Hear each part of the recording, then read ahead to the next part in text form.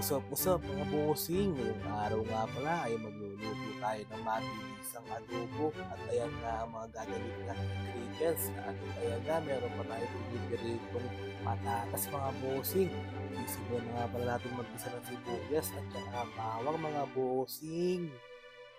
Pagka nga lumabas na yung aroma mga bossing ilagay nyo na yung baboy. Hahalu-haluin nga lang pala natin yan mga bossing at saka na natin bubuhusan ng toyo.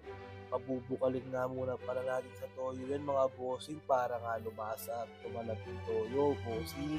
At pagka nga bumubukal ng ganyan mga bossing, lagay na natin yung suka. After 5 minutes na mga bossing, ilagay na rin natin yung pinipirito nating patatas kanina mga bossing.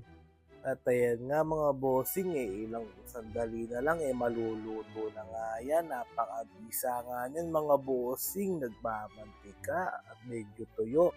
At eto nga mga bossing, luto na yung bilisan nating adobo. Andito na tayo sa pinakamasarap na parte ng pagluluto, ang kainan time. Let's go!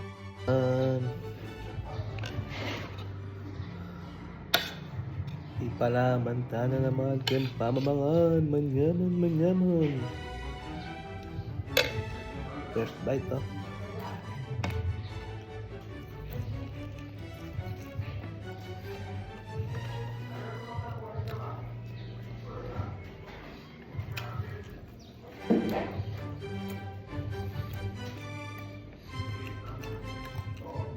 Mga dami po, mangan.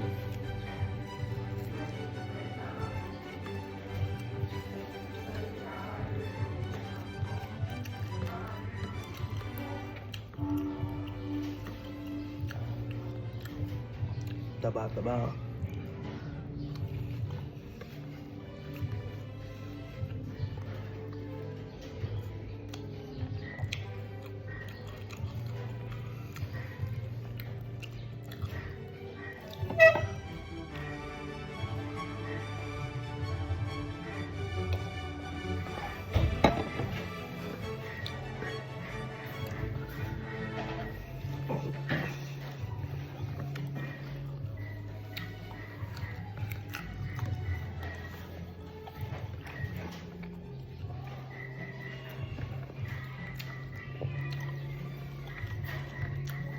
Naman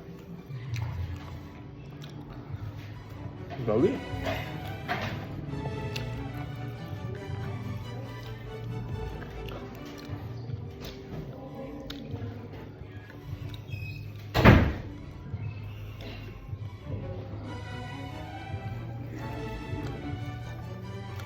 Kalasa ng kalata. Mahal tao po, mahal.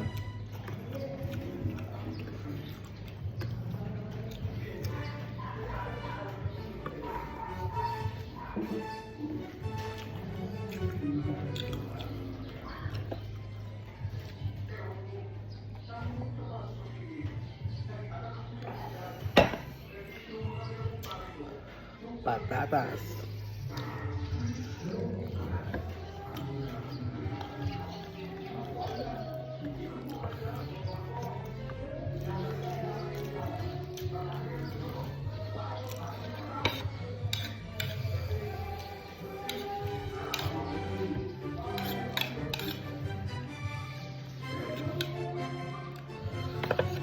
Manyaman.